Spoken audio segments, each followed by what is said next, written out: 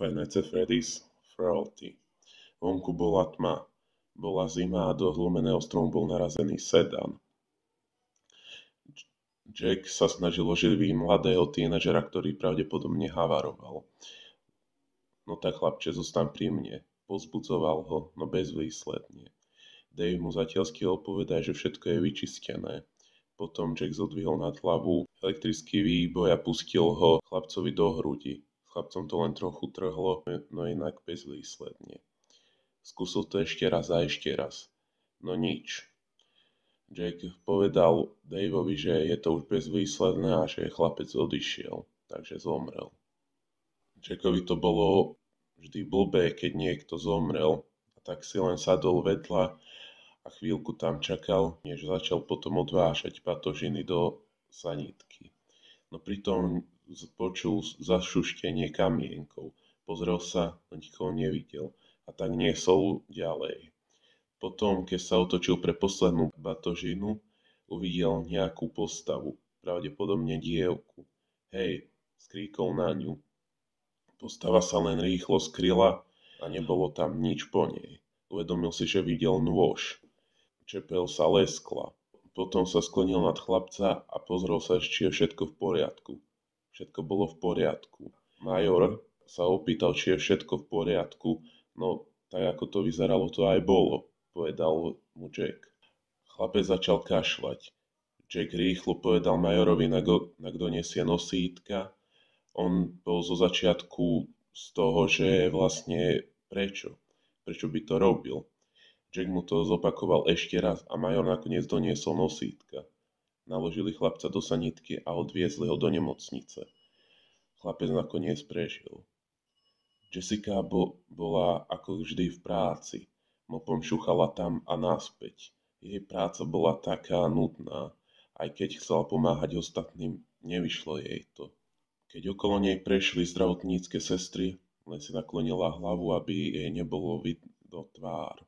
Jej dlhá čierna štica jej zakryla tvár. Zdravotníčky sa na ňu len tak pozreli a nevnímali jej pozornosť. Vždy bola šťastná, keď ju nikto nemusí vyrušovať. Je popri nej vždy ticho. Zatiaľ čo šuchala mopom tam a späť, počula, ako sa z jednej z izieb ozýva nejaký hlas. Bol to chlapec a muž. Neboj sa, synček, keď prídeš domov, urobíme oslavu, povedal mu muž. Syn bol rád, že bude môcť ísť domov, a tak sa spýtal zdravotníckej sestry, kedy pôjde domov. Muž mu na to len odpovedal, keď budeš zdravý, chlapče. Ďalej už Jessica nič nepočula.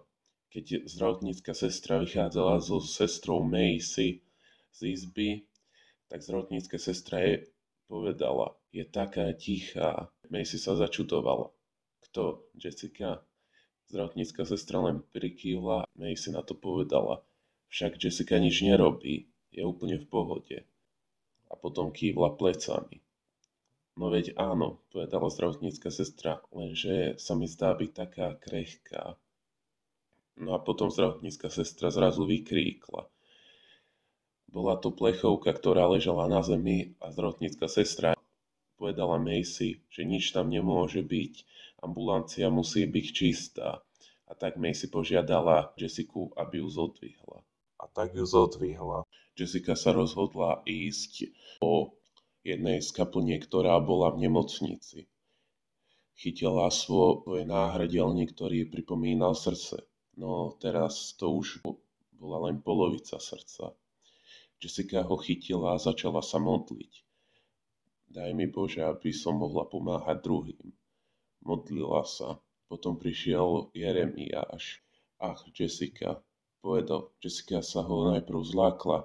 On sa jej ospravedlnil a povedal jej, že väčšinou sem ľudia chodia, aby on im mohol dať požehnanie za druhých. Jessica sa ešte stihol opýtať, či nechce náhodou vodu, niečo zjesť, alebo tak.